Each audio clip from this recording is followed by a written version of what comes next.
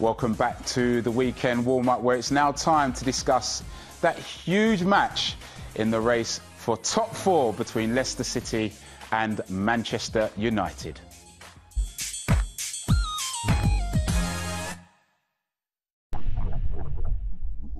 What a game. It is absolutely massive. And I guess as for Leicester City, we talked about the relegation battle and how it's all about consistency across the season, and that's what achieves either Premier League safety or success. It's the same at the top, isn't it, Leroy? And the fact is they've fallen away since the restart. Now, there is so much pressure on them because they quite simply have to win.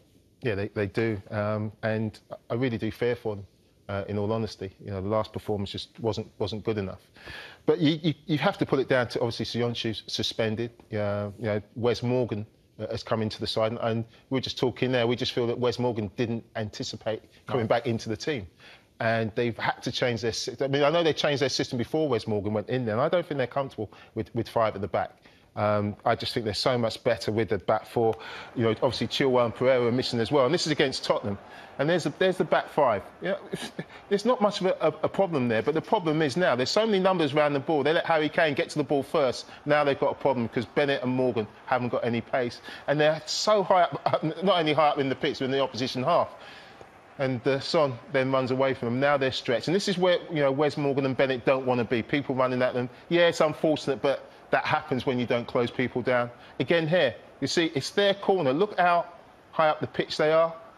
Again, they lose possession, and look at the pace of Spurs. Look at Kane, Son, Mora, all running at them with real pace, and it turns into a 4v2 from their own corner.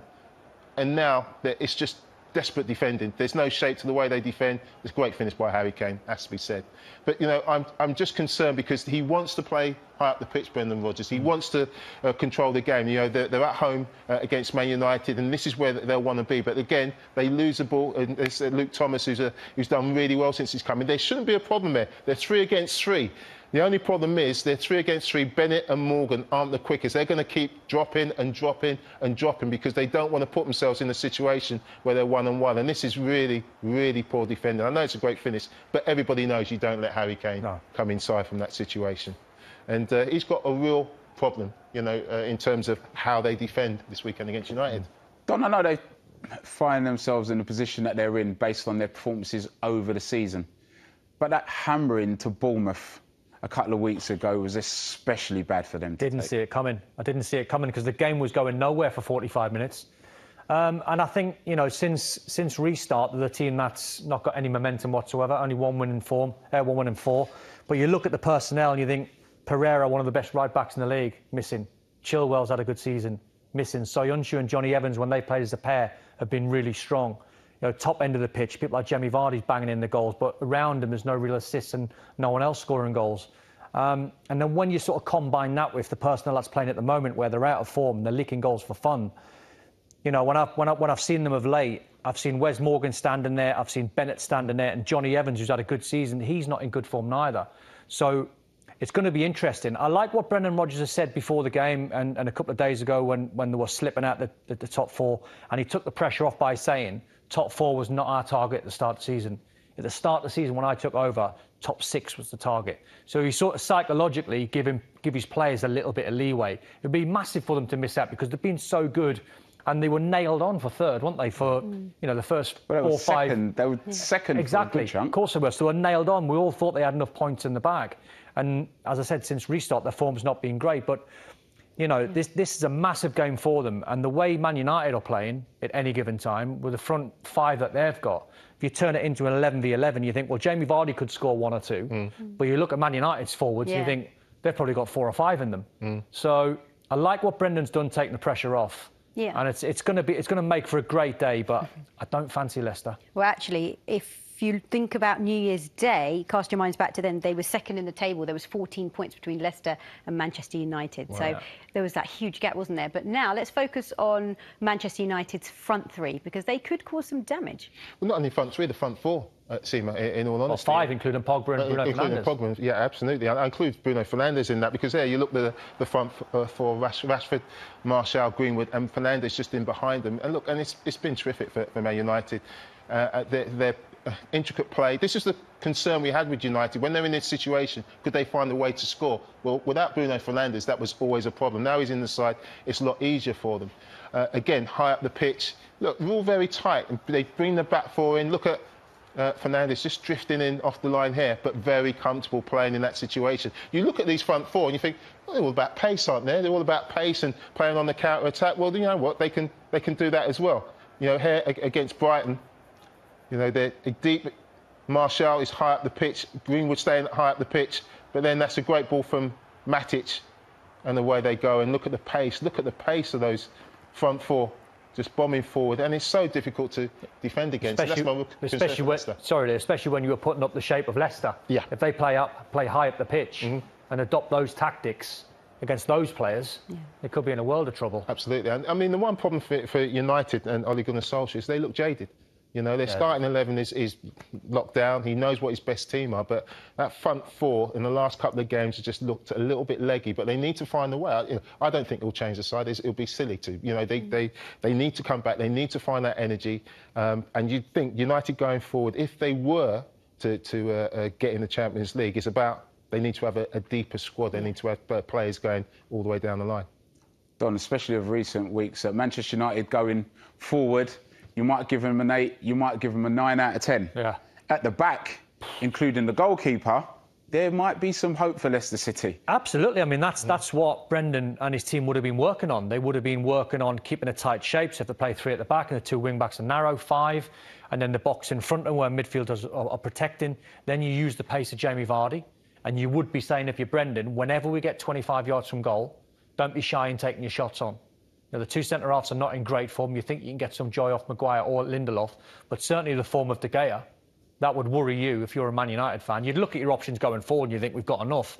But at the same time, if it turns into a really tight game, Man United fans will be thinking, well, I hope a goalkeeper doesn't make a mistake. No, absolutely. Because his form lately has not been good enough. Well, it's not been. I mean, we look at the FA Cup, you know, against Chelsea, where it was really poor. But in the league, I think they had 8 out of 11 clean sheets. But this isn't De Gea like this is something he would certainly not have been doing a couple of seasons ago. Leroy, I mean, we work with Peter Schmeichel a lot, and you try and quiz, you know, a Premier League legend like Peter Schmeichel, and you sort of say, are these technique errors?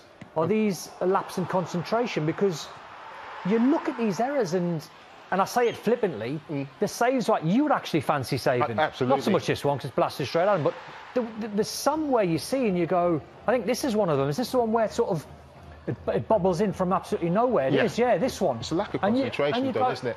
But, I mean, let me ask you a question. Do you think he's still the best goalkeeper at Man United? Do you think he's better than I don't think he is, mate, no. I do, in all honesty. I know that he's made some mistakes. Dean Henderson plays in Sheffield United. I can't see how he's the best goalkeeper when we're looking at mistakes that he's making like this. Absolutely, but we've collated all these together. But we look at United's form, and yes, he makes mistakes, but it's because it's David De Gea. We say, look, and it's unacceptable. It totally is. And, you know, he's dropped off the standards where he was a couple of seasons ago.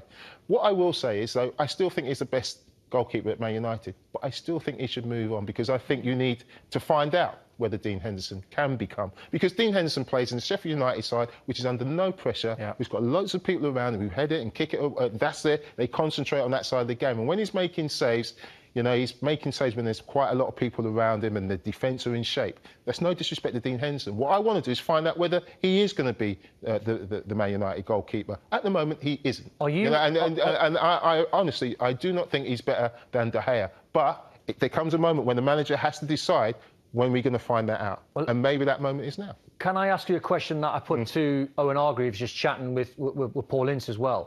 And they are both of the opinion that Dean Henderson should come back to Man United with David De Gea and find out which one's the best. And I said, sounds good in theory. It's not going to work. I said, sounds good in theory, but what happens if Dean Henderson has a great pre-season and Ollie puts him in as number 1?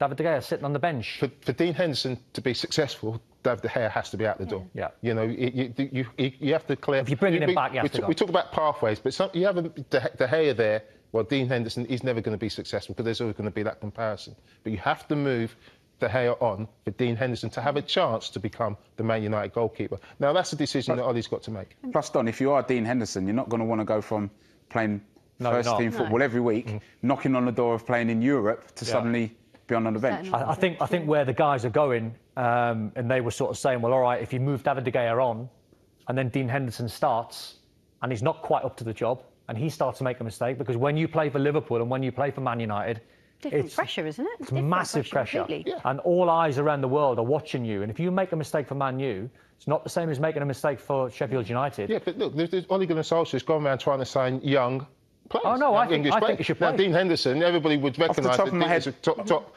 young player. So it's got him in his football club. So that's the policy at the club. Mistakes-wise, though, Don, I would argue that maybe wrongly, but Sheffield United are going to face more shots than Manchester United do, just because of possession and the areas that the opposition get the ball in. And I could only really think of one glaring mistake that Dean Henderson has made this season. That was against Liverpool. Yeah, the problem with that is when you look at the goalkeepers that are traditionally down at the bottom of the league, they're pulling off, as you said, saves left, right and centre. That doesn't really tell the full story, does it? Because if you're pulling off that many saves, it's because there's a million shots raining down at you. The chances are you're going to be pulling off saves. It's when you play for a club like Liverpool or you play for a club like Man United, if you've got nothing to do and everything's really comfortable and you have one shot against you and you make a mistake... Yeah, it's a goal. Exactly. It's a goal. But one more question for you. Confidence gets knocked. Go on then. What's the score going to be? Oh. I'm going 4-1 Man United. Ooh. I'm going 2-1 Man United. But who deserves it more? One word. Who deserves top 4 more out of Man United? Whoever finishes in Whoever gets there. Whoever gets there. All right, fine. Just wanted to know. Just got to chuck that in. Anyway, time to move on, because whilst we've been focusing on the race for Champions League football, the race for Europa League football is very much still alive. And our Craig Mitch sat down with a